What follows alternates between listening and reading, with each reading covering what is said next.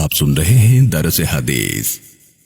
مؤلف ہیں فضیلت الشیخ حضرت مولانا حافظ فضل الرحیم اشرفی صاحب حفظہ اللہ تعالی، محتمم و رئیس جامعہ اشرفیہ لاہور پاکستان۔ ادھار کا لین دین۔ عن حذیفہ رضی اللہ تعالی عنہ قال قال رسول اللہ صلی اللہ علیہ وسلم ان رجلا قال ما اعلم شيئا غير اني كنت ابايع الناس في الدنيا واحاذيهم فانظر المؤسر وتجاوز عن المعسر فادخله الجنة، رواہ البخاری ومسلم۔ حضرت حذیفہ رضی اللہ تعالیٰ عنہ فرماتے ہیں کہ رسول اللہ صلی اللہ علیہ وسلم نے فرمایا، تم سے پہلے لوگوں میں ایک شخص تھا، جب موت کا فرشتہ اس کے پاس اس کی روح نکالنے آیا تو اس سے پوچھا، کیا تو نے کوئی نیک کام کیا ہے؟ اس نے کہا، مجھے یاد نہیں آتا۔ فرشتے نے کہا، سوچ لو۔ اس نے کہا، اور تو کوئی بات نہیں، ہاں مگر یہ بات ہے کہ دنیا میں جب لوگوں سے خرید و فروخت کا معاملہ کرتا تھا تو ان سے اچھا سلوک کیا کرتا تھا کہ خوشحال کو مہلت دے دیتا اور تنگ دست کو معاف کر دیتا تھا۔ اللہ تعالیٰ نے اس کی وجہ سے اسے جنت میں داخل فرما دیا۔ اسے امام بخاری اور امام مسلم نے روایت کیا ہے۔ میرے پیارے دینی بھائیوں، شدید ضرورت کے بغیر ادھار کا لین دین اچھا نہیں، لیکن بسا اوقات اس کے بغیر کوئی چارہ نہیں ہوتا۔ اس لیے جہاں تک ہو سکے ہر شخص قناعت اور کفایت شعاری سے زندگی گزارے اور قرض یعنی ادھار لین دین سے بچا رہے۔ لیکن آج کے دور میں تجارتی امور میں اور عام زندگی کی ضروریات میں ادھار خوب چلتا ہے، لیکن ادھار لین دین کے جس مرحلے میں بھی اسلامی تعلیمات کی خلاف ورزی ہوتی ہے وہاں فساد پیدا ہوتا ہے۔ چنانچہ اسلام نے ادھار کے معاملے میں جو تعلیمات دی ہیں ان کو دو حصوں میں تقسیم کیا جا سکتا ہے۔ ایک طرف تو اسلام نے ادھار دینے والے یعنی قرض خواہ کے لیے اصول بتائے ہیں، دوسری طرف ادھار لینے والے یعنی مقروض کو آداب سکھلائے ہیں۔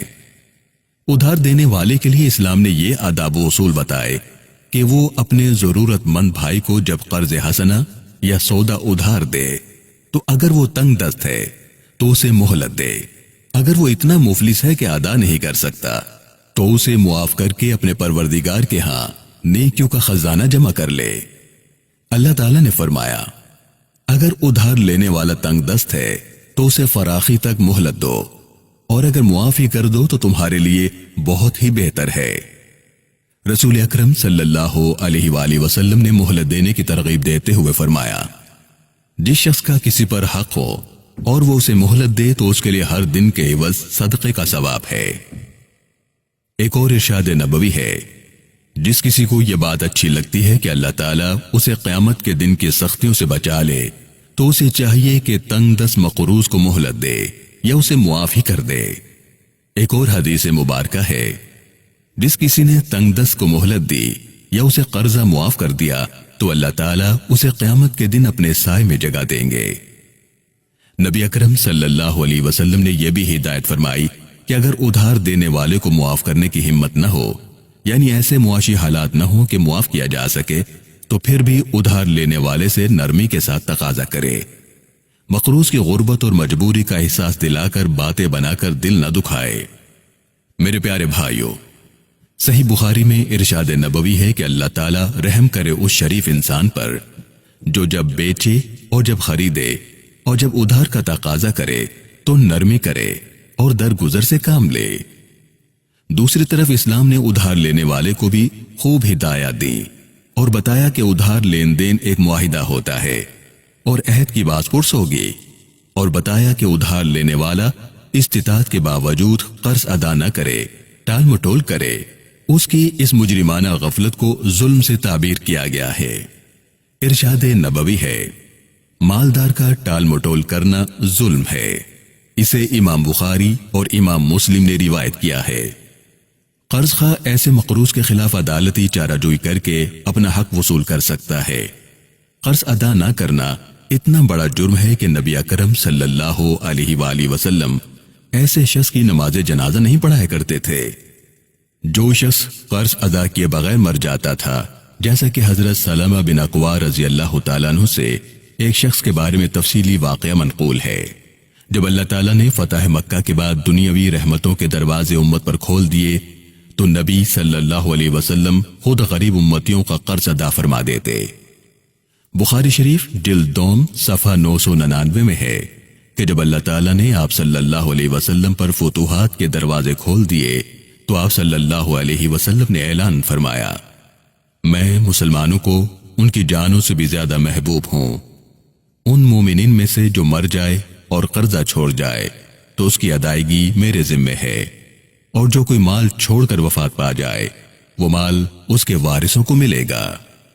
اس سے یہ بات معلوم ہوتی ہے کہ اگر مقروض قرض ادا کیے بغیر انتقال کر جائے اور کوئی ایسی جائیداد یا سامان نہ چھوڑ جائے جس سے قرض کی ادائیگی کا بندوبست کیا جا سکے، تو پھر اسلامی مملکت کی ذمہ داری ہے کہ وہ ایسے انتقال کرنے والے مقروض کے قرضے کی ادائیگی کا بندوبست کرے تاکہ وہ مقروض آخرت کی بات پر سے بھی بچ جائے۔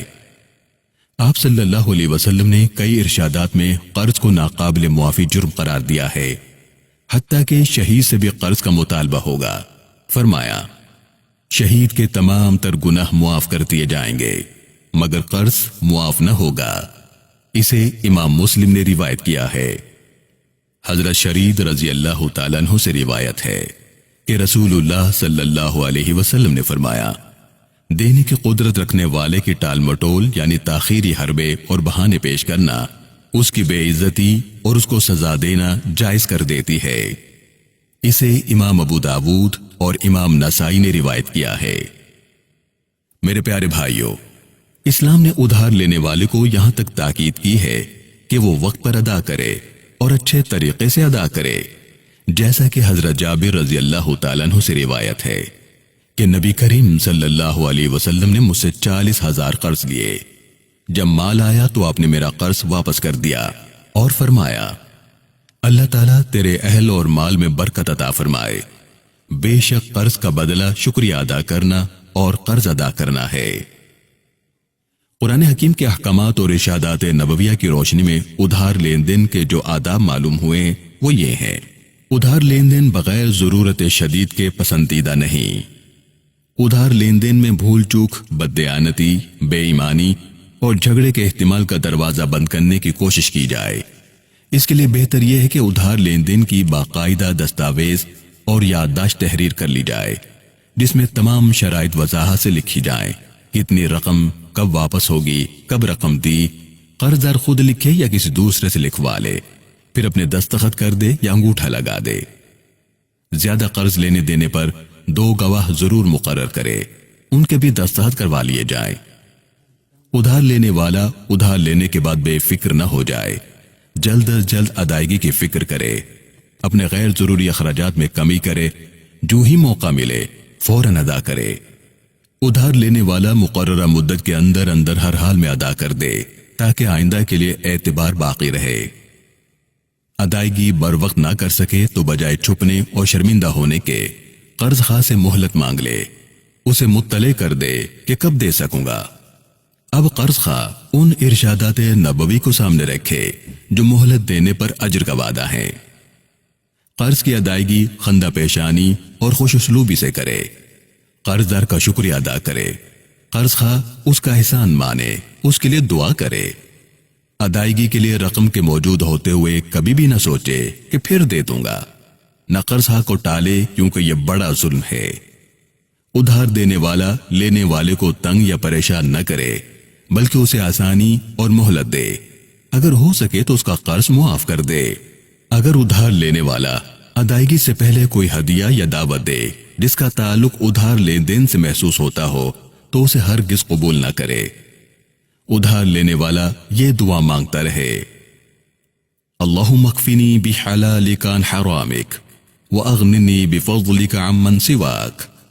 اے اللہ، مجھے اپنا حلال رزق کافی کر دے، حرام سے بچا دے، اور اپنے فضل و کرم سے مجھے اپنے ماں سوا سے بے نیاز کر دے۔ جب ادھار لینے والا لینے والے سے ادھار وصول کرے تو یہ دعا دے، تم نے میرا پورا قرض ادا کر دیا، اللہ تعالیٰ تمہیں اس کا پورا اجر دے۔ اللہ رب العالمین ہم سب کو ادھار لینے سے محفوظ رکھے، اور اگر مجبورا لینا پڑ جائے تو اللہ تعالیٰ خوش اسلوبی سے ادا کرنے کی توفیق عطا فرمائے، آمین۔ والسلام علیکم ورحمۃ اللہ تعالی وبرکاتہ۔